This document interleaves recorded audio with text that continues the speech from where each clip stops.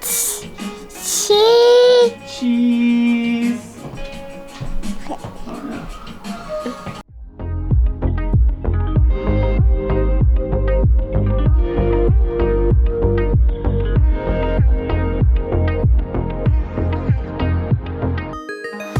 I always tell people that if they're looking to get into photography or videography or maybe start a YouTube channel, the first camera they should look at buying is the Sony RX100 series of cameras. But just recently, Sony announced the ZV-1, and today we're gonna find out if the ZV-1 will replace the RX100 as my go-to recommendation. Before we jump into it though, hit that like button. Maybe think about subscribing. There is a ton of content coming in the next few weeks. Hold on.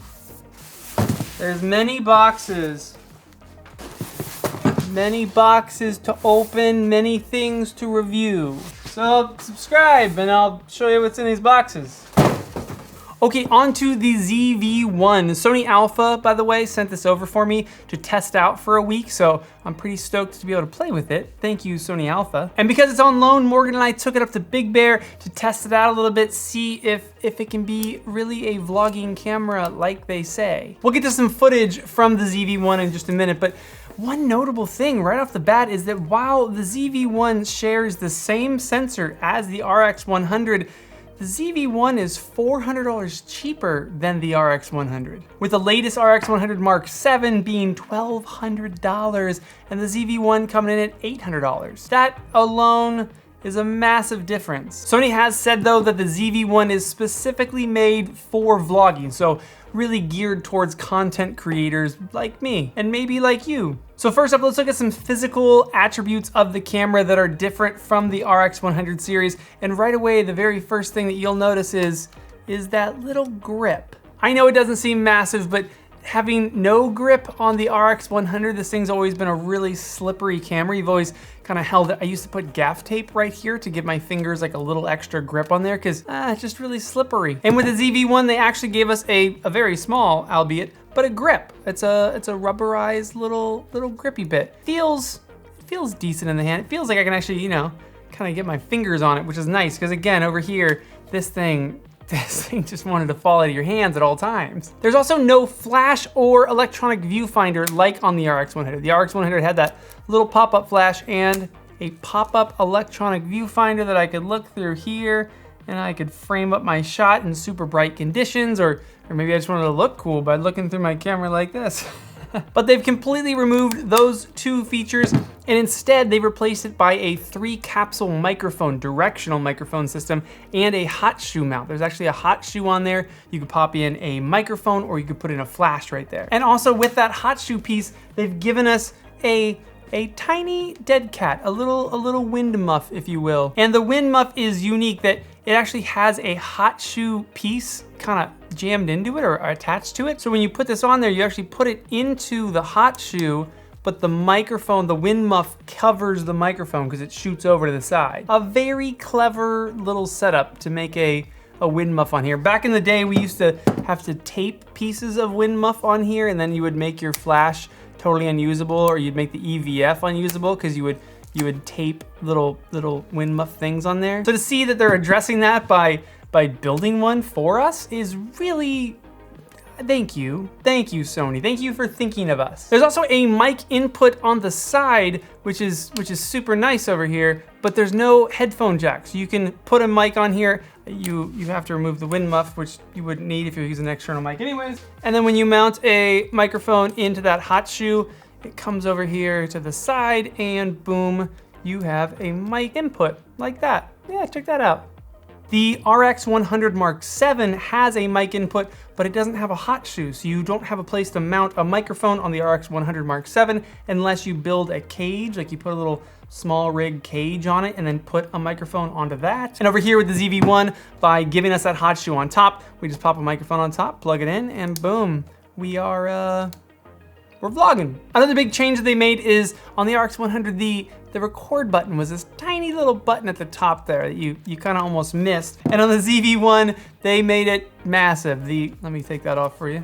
Check that record button out. The record button is huge on there. Boom. super easy. Once you're recording, you have that nice tally light right on front. That's a cool little feature to have a tally light up front, just saying, hey, I'm recording. You can turn it off if you want, but it's nice to have so that if you are flipped around and maybe it's bright and sunny, you can't see that little record icon on the screen, you can tell we are recording. Then for sure, the biggest physical change is it's that flip out screen. Flips out to the side, very vlog-esque, which we've all been asking for this for a long time. We've been saying, hey Sony, we want flip out screens. We want them to flip out to the side, please. And they kept giving us flip up screens. Even on the new A6400, they gave a flip up screen. But apparently they listened, we spoke over and over again, and they gave us a flip out screen. Thanks, Sony, I appreciate you listening. This also gives me hope that the A7S III that should be announced very soon, maybe next week, will also have that flip out screen. I would love an A7S III with a flip out screen so that we could actually vlog with an A7S III. That would be amazing. The last few things of physical note here are they removed that dial, that control ring that was actually on the lens from the RX100. They got rid of that entirely. They switched the mode dial that was on top of the RX100 for a mode button. So now you press the mode button. Now on the screen, you see your modes and you scroll through them. And again, they added that tally light up front that the RX100 didn't have that. That's new. I think for all Sony cameras. I don't think any Sony cameras have a tally light. Hopefully that'll be a feature going to the A7 series as well. Function-wise though, the biggest difference with the ZV-1 is that it reverted back to the RX100 Mark V. With the Mark VI and Mark VII, they switched to a 24 to 200 millimeter lens, which is crazy. And then on this, they went back to that Mark V 24 to 70, f1.8 to f2.8. But the big reason that they did that was that they brought back the built-in ND filter. It's not a massive ND filter, but it's a 3-stop ND filter, which is crucial for video shooting. I know you can just run your shutter speed up and let it look wonky, but if you want to follow the 180 rule, you need that ND filter in there. It's only 3 stops, so in super bright sunlight, you're still gonna run that shutter speed a little high, but in decent light, in flatter lighting, you're gonna be able to plop that ND filter on there, run the 180 rule, and get some really impressive footage on a little tiny camera. Now, a lot of people are saying that 24 millimeters is not wide enough, and while I agree that that's not the super wide angle vlogging thing that we kind of normally think of, for a compact system, 24 millimeters is about what we can expect. Because if you went wider than 24 millimeters, I don't think you'd have any chance of zooming in very far at all. That 24 millimeters to 70 millimeters is a super useful range. It's the lens on my shelf that probably gets used the most. And I think that's why they stuck with that 24 to 70. It's a great lens. For comparison though, here is my full frame camera with a 16 millimeter lens on here. This is kind of how we would vlog. I would walk around like this and we would get that 16 millimeter super wide angle view. And then compare that to this, which is a 24 millimeter lens. This is the ZV-1. It's pretty wide still. It feels right. But again, this is their standard stabilization mode. They do have an active stabilization mode, which is gonna give you a lot more stabilization. It looks like this. It's even more cropped in. This is about a 30 millimeter lens. So if you had a full frame camera equivalent, zoom in to about 30 millimeters, that's about what you're looking at right here.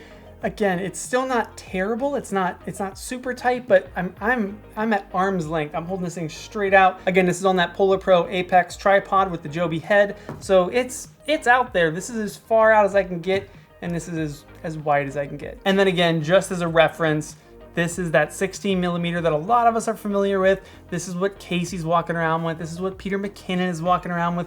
Matty Hapoya, like 16 millimeters is pretty standard for vlogging. So again, I get what people are saying. I understand why they think that 24 millimeters doesn't look wide enough. It is because we're so used to seeing 16 millimeters. We're used to that very immersive wide feel. But again, for a camera this small, for a compact pocketable camera, 24 to 70 is pretty impressive to have. Now, as for that stabilization that's built in, it's decent. It has in-body stabilization already. That's standard. So when you switch to standard stabilization mode, you're gonna get that in-body stabilization just from the sensor. But then you can switch to active stabilization mode, which is actually doing some cropping and then it's electronically stabilizing, similar to what you see the DJI Osmo Action do and the GoPro Hero 8 Black. The difference here being that this doesn't crop in as much and it's not nearly as smooth as an action camera's stabilization. It's decent. decent. We actually tested it out while hiking in Big Bear, and when I was hiking, walking behind Morgan without stabilization, or I was in standard stabilization,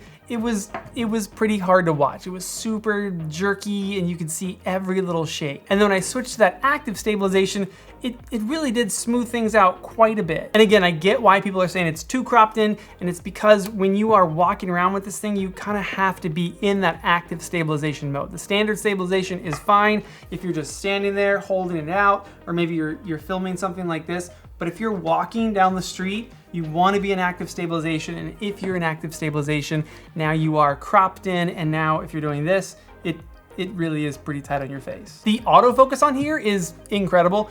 Very similar to the RX100 series. I've always said that the autofocus and the eye tracking on this is so rad, and they've kind of updated that on this. It's even better, it's even faster to be able to grab onto people's faces and people's eyes. And then they also updated the color science in here, so now skin tones don't look so green. Sony was apparently tired of hearing that everyone's skin looks green. So in the color science of the camera, there's a lot more magenta. It pushes a lot more warm, a little bit more towards those Canon colors. And then one super fun feature that they put on here is background defocus, which they've set as the custom button. By default, it's just this custom button right here. And basically what it is, so basically what's supposed to happen here is, if you can look behind me, check out my set back here. Watch if I press the defocus, and it does a decent job. Blurs that out a little bit. And then if I click it off, now you can see it's pretty in focus back there. It's quite clear.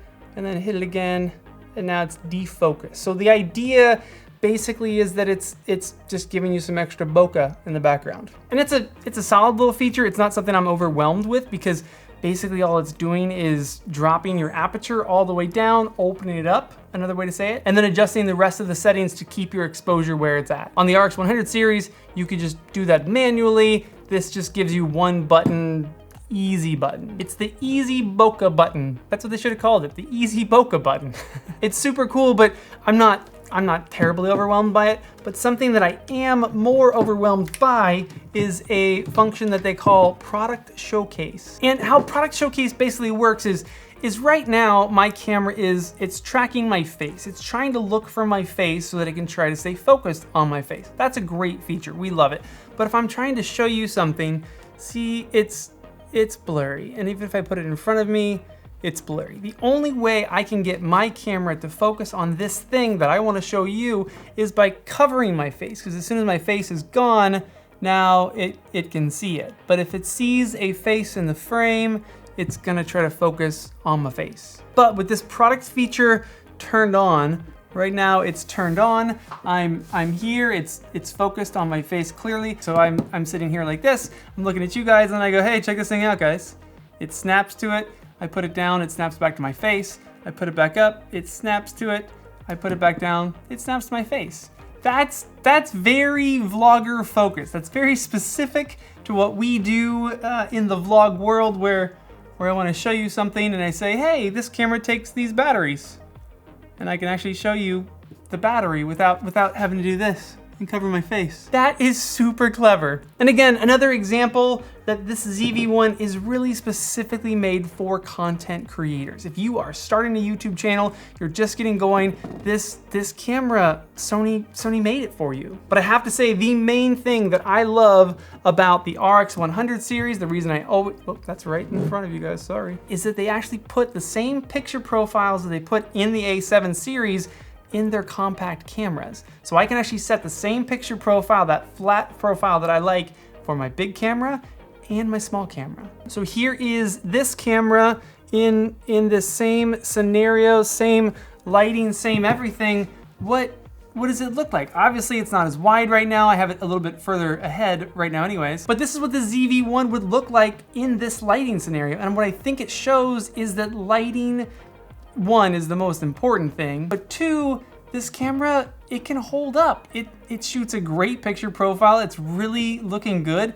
And I'm stoked to grade footage like this. It's cool to be able to take my big A7 camera and then go shoot something on this and then be able to grade those together, and it's kind of hard for you to tell which is which. For instance, here's 4 clips from Big Bear. Can you tell which 2 are the ZV-1 and which 2 are the A7R2?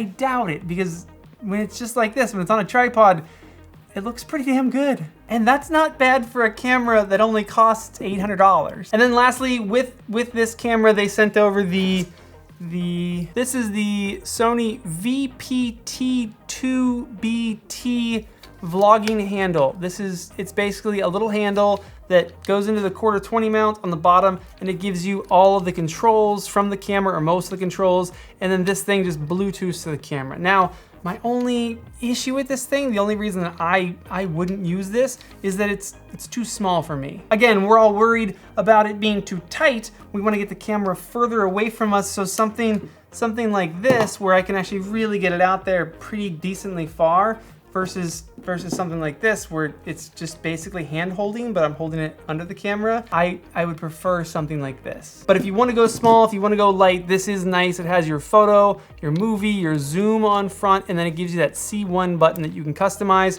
But again, by default, it's that background defocus mode. Oh, and this handle, it can also become a little tripod, a little tiny tripod. I can see why I like this better, because it's a little bigger. But if you're really trying to go super compact, it's a decent option. It's $160 though. And for that same $160, you can get this bigger tripod. That's just my opinion. Also a good option. Okay, so what with this camera still needs fixing? It's obviously not perfect. What's wrong with it? And the very first thing, and it might not be a big deal for a lot of you, but it's a huge deal for me, is that how they set the screen up. You cannot see the screen with polarized sunglasses on. If you have polarized sunglasses on, the screen goes totally black. Can't see it at all, it's totally black. And then if I turn the camera this way, I can see it perfectly, and that's because of polarization. So while we were walking around Big Bear, I was constantly doing this to see if things were right, or if the exposure was right, and then trying to do this. And then at one point I just got rid of my sunglasses and I just squinted all day. I'm a fan of sunglasses in general when we're outside, and I happen to have a bunch of polarized sunglasses. So if I was to buy this camera, I would also buy non-polarized sunglasses to go with it. I'm gonna see if I can show you the effect, but basically, boom, see it's black and it's like this, and then if I turn it up, you can totally see me, and then I turn it back down and you can't see me again. It's the polarization of the sunglasses, but I feel like there's plenty of screens out there that you can see with polarized sunglasses. So I don't know why Sony made one that you can't. Okay, number two thing that I would love to see them fix on here is that the touch screen, it's not really much of a touch screen. You can use it to touch to focus, but you can't use the menu. So if I go into menu system, while I'm in the menu, the touch screen is totally useless. Or even while I'm shooting, I can't change the settings or anything like that down here. So if I wanted to change my ISO or shutter speed or app, nothing. I can't change anything from the screen. It's a touch screen. It for sure is, because you can touch to focus, but it doesn't do anything else. Which means that if you're out here vlogging like this and I'm looking at myself on the screen, I kind of try to look back here and feel for the buttons. Like I can grab that function button and then I can mess around. You gotta kind of just feel for the buttons to be able to make changes on the camera.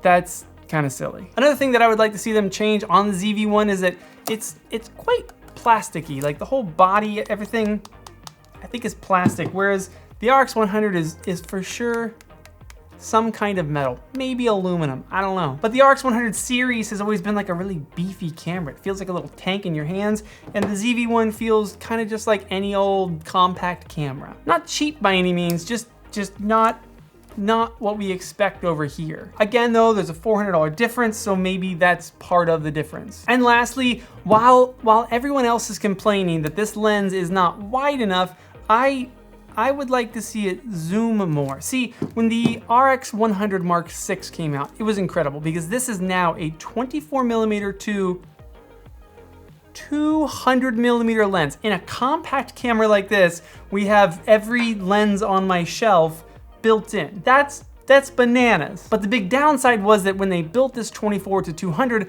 they removed the ND filter. So I would love to see them make some kind of magic voodooery where they made this a 24 to 200 with an ND filter. Because again, if you want to stay anywhere near that 180 roll, you need the ND filter. I want that long lens, the ND filter built in, a touch screen that actually works, and I want it to work with polarized sunglasses.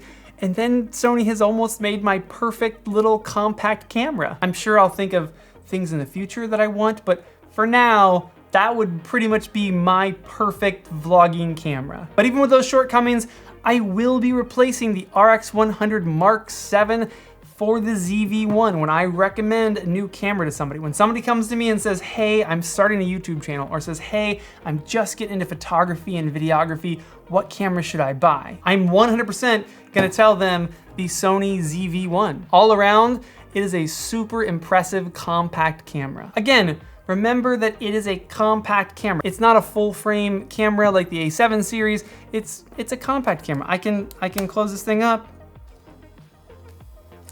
and I can put that in my pocket. No, it's in my pocket. And I've been saying this for a while that compact market, this high-end compact camera, is the place for most people to start. I 100% do not think you should buy an interchangeable lens camera between $500 to $900. If that's your budget, if that's where you're at, please go buy this camera. I've had so many people in the past when I recommend the RX100, they go get it and they say, dude, thank you so much, it's amazing. I always have it with me because it's so small and pocketable, and I'm still getting incredible photos and video. And then I have people that went out and bought like an M50 or a little Rebel or something like that, and they go, damn it, you were right, I should have got the RX100. And in the future, that'll be the case with the ZV-1. Okay, I have one more week with this camera, so let me know down in the comments anything that you guys are curious about with this camera, anything you want to see me test out with this camera. I'll go do it. I am for sure going to be doing a comparison between the ZV-1 and the Osmo Action. And I know that sounds like an absurd comparison,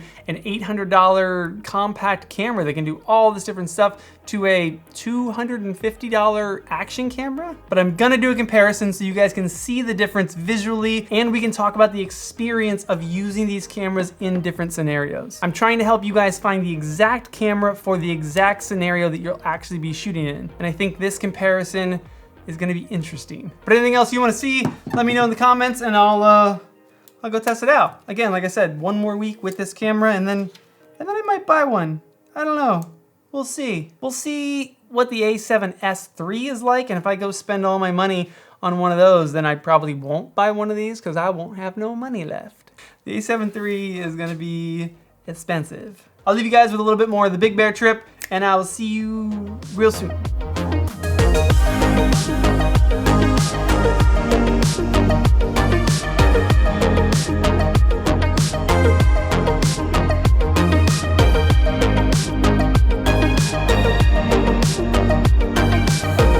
.9 miles in, Morgan is still going strong. Feels good now? Yeah. All right, let's go another 3.